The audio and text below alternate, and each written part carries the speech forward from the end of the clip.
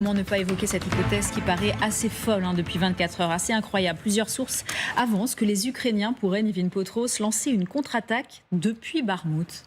Exactement, on commençait même à avoir des petits indices dès la semaine dernière avec par exemple cet officier ukrainien, c'est le porte-parole de la 10e brigade d'assaut et il déclarait que la Russie devait s'attendre à une petite surprise à Bakhmout. Et hier, les Ukrainiens ont reçu la visite de cet homme, Oleksandr Syrkin, c'est le commandant des forces terrestres ukrainiennes. Il a d'abord confirmé que Kiev ne comptait pas se retirer de Bakhmout.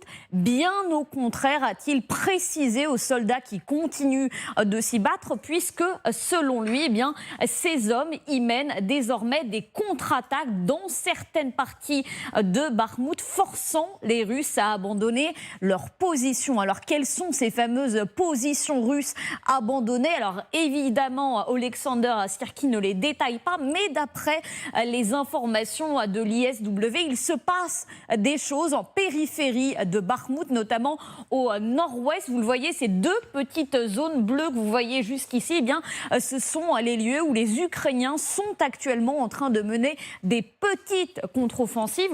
On peut noter également que dans le sud de la périphérie de Bakhmout, là aussi, les Ukrainiens tentent une percée, une contre-offensive ukrainienne depuis les abords de Bakhmout, depuis la périphérie. En tout cas, n'est pas à exclure. En tout cas, les Ukrainiens préparent bel et bien quelque chose. Le commandant des forces terrestres l'a expliqué hier à ses hommes. Avec les commandants présents sur place, nous avons pris un certain nombre de décisions pour rassurer une défense efficace et infliger un maximum de pertes à l'ennemi. Alors pour l'heure, les Russes contrôlent toujours la très grande majorité de la ville. Près de 90% de Bakhmout est actuellement aux mains des Russes qui utilisent désormais des lance-roquettes TOS-1A qu'on aperçoit d'ailleurs sur cette vidéo filmée donc à Bakhmout. Et la particularité de ce lance-roquette, c'est qu'il tire des missiles à tête thermobarique qui vont provoquer un blast très important en absorbant l'oxygène de l'air qui s'y trouve. Et on le voit, cette arme, elle est redoutable. Les combats font rage, la ville est totalement détruite, totalement méconnaissable. Mais malgré tout, les Ukrainiens ne lâchent pas. Là aussi, c'est le commandement général ukrainien qui le répète. Nous continuons à défendre Bakhmout. L'ennemi ne parvient pas à prendre le contrôle total de la ville. La situation est assez compliquée, reconnaît Oleksandr Syrkin, mais qu'il l'assure, ces hommes vont continuer à se battre encore autour de Bakhmout. Merci beaucoup, Nivine Potros. Vous entendrez dans quelques instants quelqu'un de très très pessimiste sur le sort de son armée, de l'armée rouge à Bakhmout. Il s'appelle Evgeny Prigojine.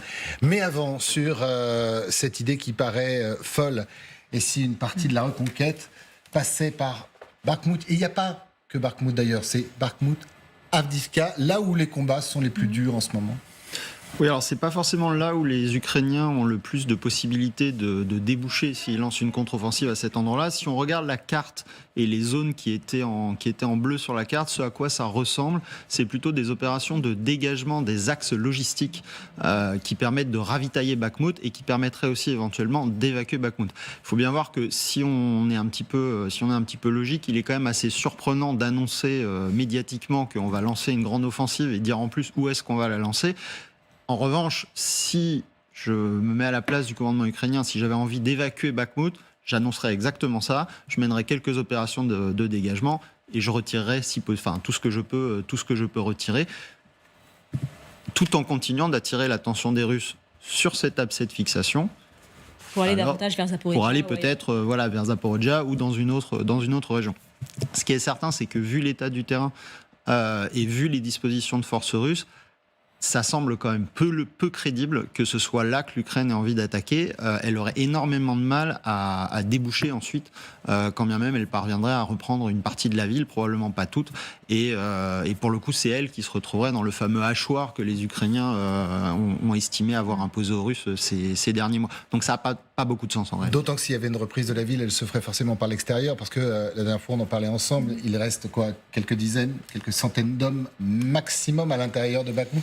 La plupart ont réussi à quitter la ville, peut-être par des souterrains, en tout cas par qui connaissent bien. Ce à quoi on assiste depuis quelques jours, c'est des démolitions contrôlées d'immeubles par les Ukrainiens pour empêcher les Russes, lorsqu'ils s'empareront de ces secteurs-là, de disposer de points d'observation, notamment pour l'artillerie et les frappes aériennes. C'est pour ça qu'ils minent ces immeubles aussi ? C'est pour ça qu'ils les minent.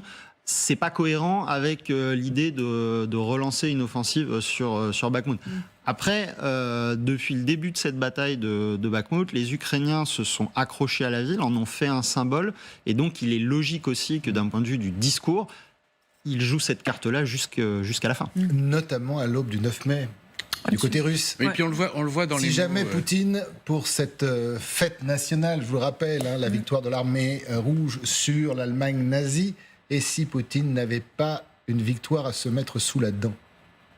Oui, et surtout en termes de communication, la pire image d'une certaine manière pour les Ukrainiens, ce serait de voir les Russes arriver dans le centre de Bakhmout et pour toute ville que des gens prennent, il y a toujours une image symbolique avec le drapeau russe flottant sur un immeuble détruit de Bakhmout. En termes de communication, ce serait absolument dévastateur. Moi, je rejoins complètement Benoît lorsqu'il dit qu'il y a une idée de communication aussi là-dessus.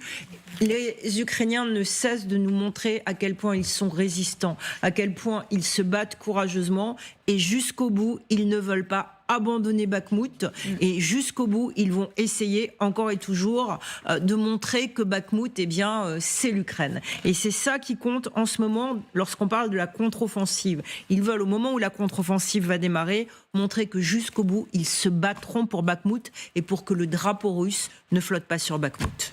On va retrouver l'une de nos équipes en Ukraine, Charline Hurel et Morgane Bonnat, sont à Dnipro. Merci à toutes les deux d'être avec nous dans ce 12-15. Charline, revenons avec vous sur cette idée qui semble incroyable, qui a beaucoup circulé ces dernières 24 heures, d'une contre-offensive ukrainienne qui pourrait démarrer du côté de la ville de Bakhmout ou de sa région. Et alors tout cela prend sa source hier avec cette déclaration du colonel du commandement Est qui déclare que les Russes auraient abandonné certaines positions à Bakhmout. Alors ce qu'il en est exactement, eh bien, c'est qu'il y aurait une reprise de 10 blocs de la part des Ukrainiens.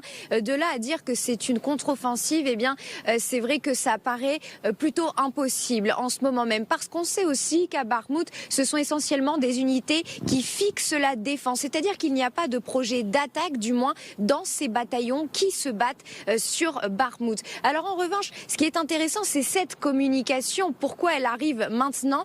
Vous le savez, depuis plusieurs jours, désormais, on voit des déclarations arriver, que ce soit à Kherson, dans le sud de l'Ukraine, au niveau de Zaporijjia, et puis maintenant Bakhmout. Il y a une tentative de déstabilisation, de dispersion aussi pour les forces russes, parce qu'évidemment, la question est la même pour tout le monde. Quand est-ce qu'aura lieu cette contre-offensive? Où est-ce qu'elle aura lieu? Vous le voyez, beaucoup de questionnements, mais pour le moment, Bakhmout en tout cas ne semble pas être concerné. Merci beaucoup Charline Hurel, grand merci à Morgane Bonnat qui vous accompagne. Et d'ailleurs vous pourrez retrouver dans quelques instants un reportage que vous avez tourné toutes les deux, aux côtés, rare reportage de ces déracinés par la guerre qui se sont réunis pour essayer de vivre ou en tout cas de survivre au milieu des combats. Qu'est-ce que vous en pensez? Tout le monde semble quand même très pessimiste. Je vous le disais encore tout à l'heure, il y en a aussi qui l'est, il s'appelle Prigojine, mais voilà.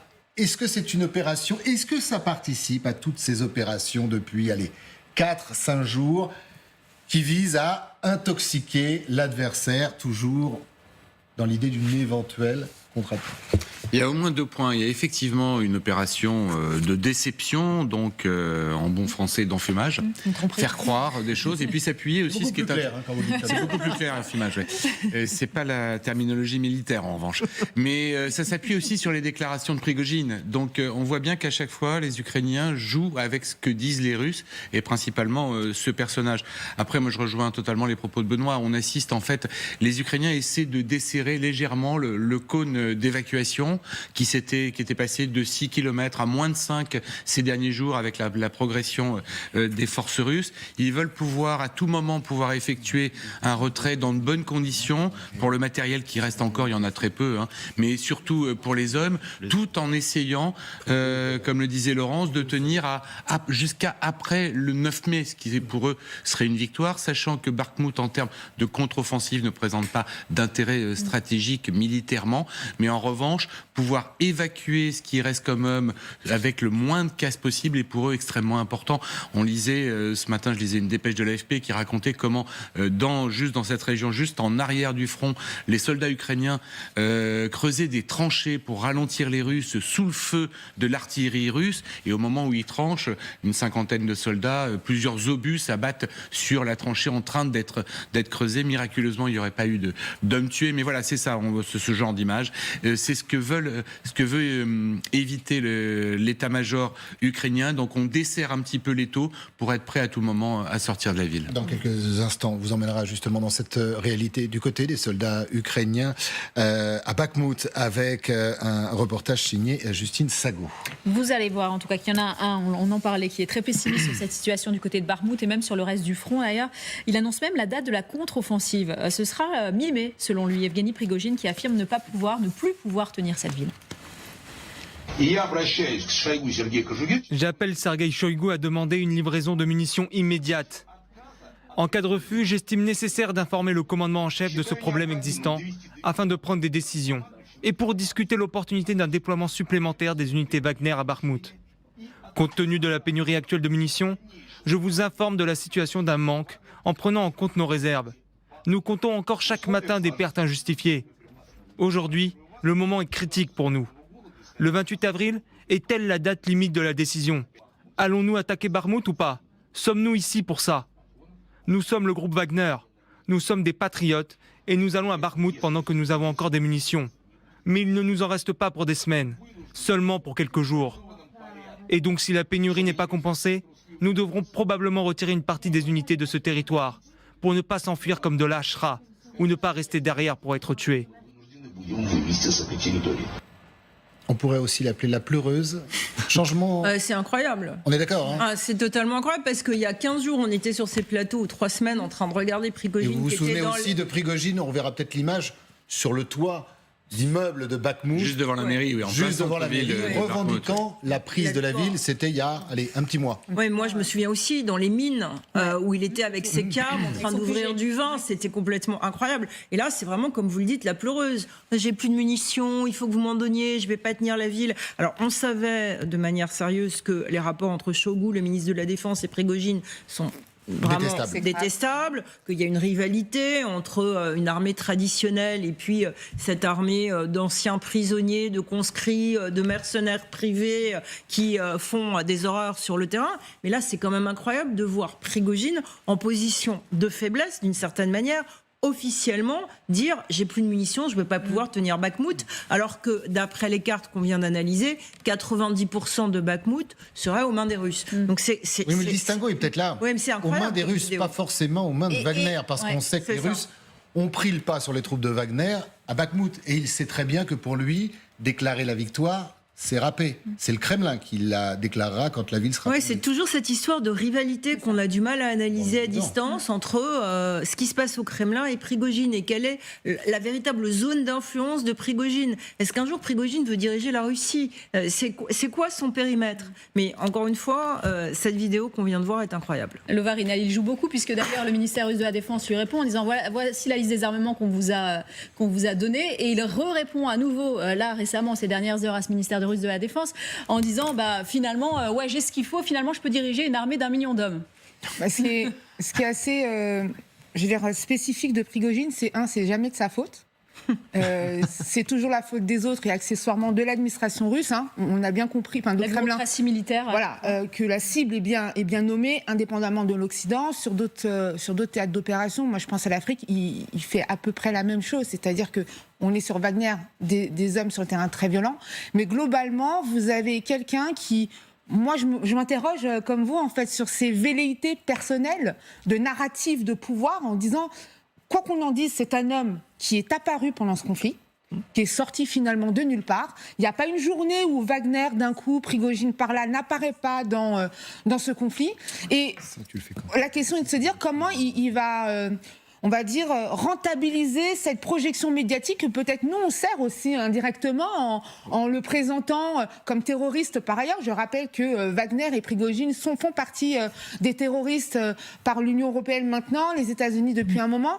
Donc ce que je veux dire par là, c'est que lui, il est sur une campagne propre, à bas coût, et que par ailleurs son rôle est aujourd'hui à préserver puisqu'il est sur le terrain, il a ses hommes, ça fonctionne pas, c'est pas de sa faute, c'est de la faute de l'administration russe. Mais ce qui est intéressant, ce que disait Xavier aussi, c'est cette concomitance ou cette co-utilisation entre les Ukrainiens et Wagner. C'est-à-dire qu'au moment où on parle d'une possible offensive des troupes de Kiev sur une ville qui est quasi à 98% perdue, on a un Prigojine qui leur sert la soupe en disant exactement la même chose.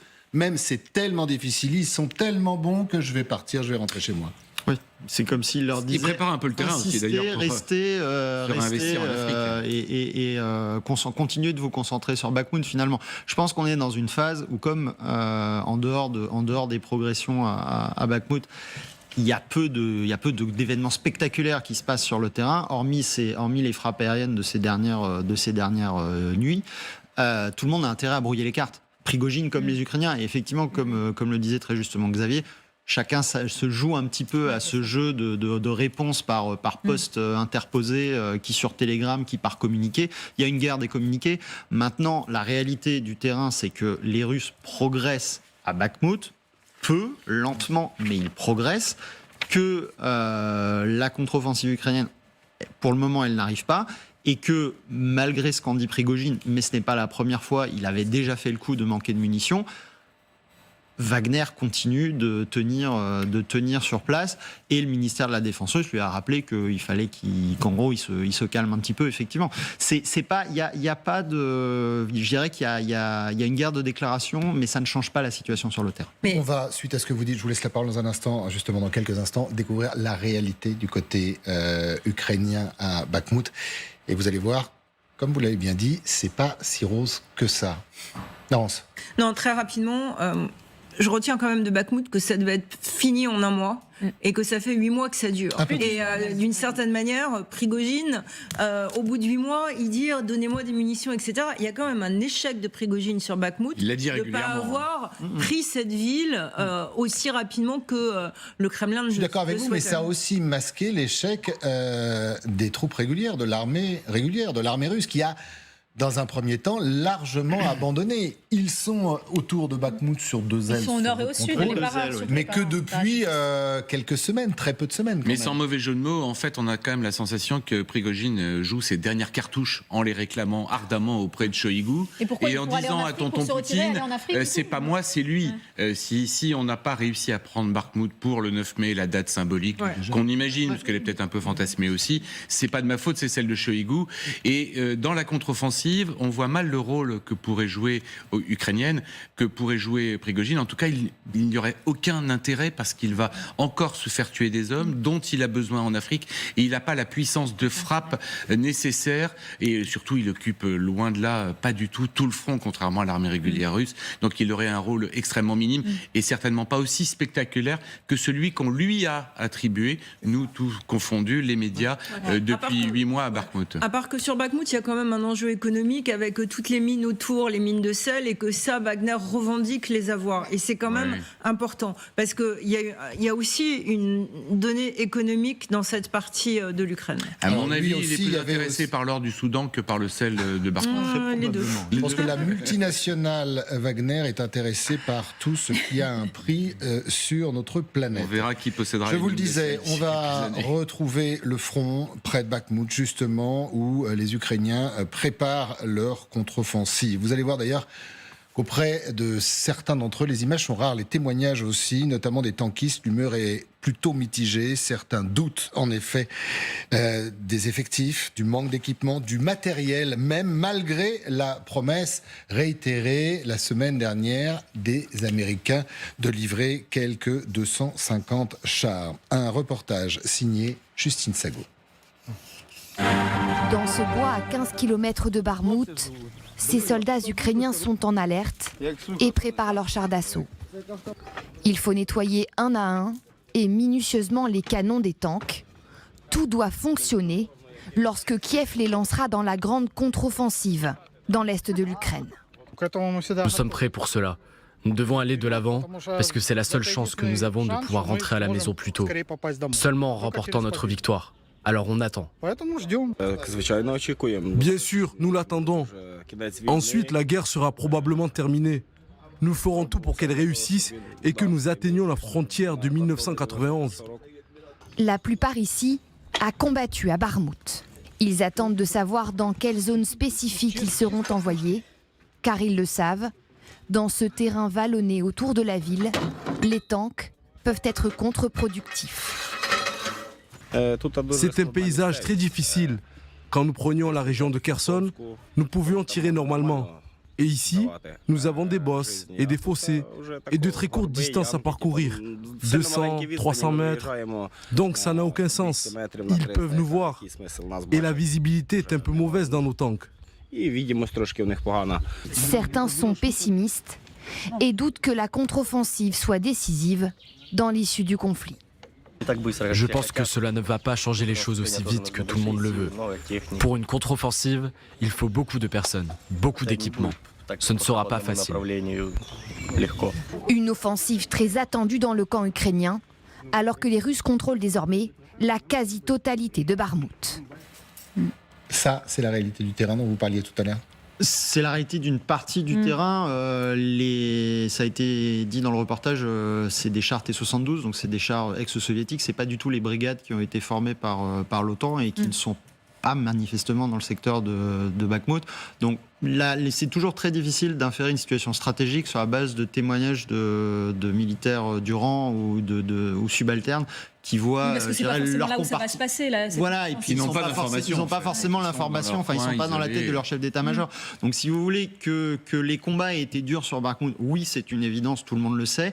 Que ces unités-là soient usées et fatiguées, oui c'est une évidence, tout le monde le sait. C'est pour ça que dire qu'il va y avoir une contre-offensive ukrainienne, avec quelles unités, Certainement pas avec ces unités-là, on est bien d'accord. Probablement pas avec ces unités-là. C'est pour ça que les images et les témoignages étaient intéressants. Et comme il le disait, mais ça explique aussi une partie des difficultés russes à progresser.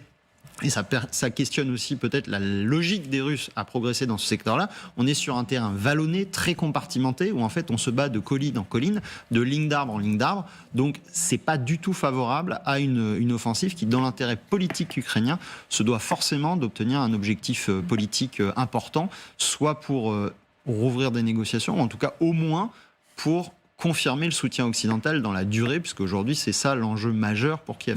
Oui, mais alors l'enjeu majeur pour Kiev, c'est également ça, c'est également ces hommes, ces témoignages, c'est-à-dire des soldats qui sont épuisés. Et si jamais il y a contre-offensive à Bakhmout ou ailleurs, c'est avec ces hommes-là qu'il va falloir le faire. Ah bah oui, mais une guerre, c'est toujours, et c'est ce qu'on fait, c'est le cœur des débats qu'on a, c'est aussi de la communication, c'est ce qu'on envoie comme signal.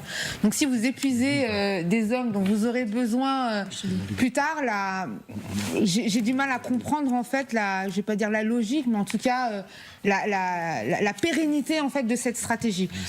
Après, je reviens sur ce qui a été dit tout à l'heure. Bakhmout, ça reste quelque chose de symbolique. Et on ne peut pas le lâcher comme ça. Moi, je crois que Bakhmout, ça a été aussi le point au travers duquel on a soutenu un armement, on a soutenu une guerre. Et le lâcher comme ça reviendrait aux Ukrainiens de dire finalement, on a emmené tout ça pour rien. Je crois que malheureusement, les guerres, c'est aussi ça. C'est aussi parfois maintenir des positions qui paraissent peut-être... je vais dire, pas importante sur le plan stratégique, mais importante sur le plan symbolique. Moi, effectivement, j'ai un regard beaucoup plus vigilant sur la partie sécuritaire de Zaporijia. On en parle souvent, mais pas assez. On sait que l'AIEA est derrière et les négociations dessus restent très secrètes. Et alors, attendez, pour que nos téléspectateurs comprennent, vous êtes sur une thèse qui n'est pas inintéressante. C'est que s'il y avait, je crois que Laurence vous rejoint aussi, oui, moi aussi, complètement. Parce que quand je me retourne vers vous, j'ai l'impression de voir Joe Biden et son administration. C'est sympa. Ça, c'est dur. J'ai pas encore 80 ans. Laurence, pardon si vous m'avez mal compris, j'ai précisé son administration, c'est-à-dire la voix d'une partie des États-Unis. Tout simplement parce que vous faites partie de ceux qui disent que si les Russes devait ou pouvait acculer, tenter quelque chose, ce serait sur la centrale de Zaporijjia. Comme ça, il n'aurait peut-être pas besoin d'utiliser l'arme nucléaire. Le nucléaire serait à portée de main. Mais c'est une thèse qui est défendue par Grossi, qui n'arrête pas de dire attention sur Zaporijjia, parce que il a été, il y a 3 semaines ou 15 jours, je crois, sur place. Il a fait des débriefings et il a dit la contre-offensive, elle va se passer côté ukrainien, mais attention, il peut y avoir quelque chose. Il faut absolument sécuriser au plus vite Zaporijjia. Il le demande depuis 6 mois.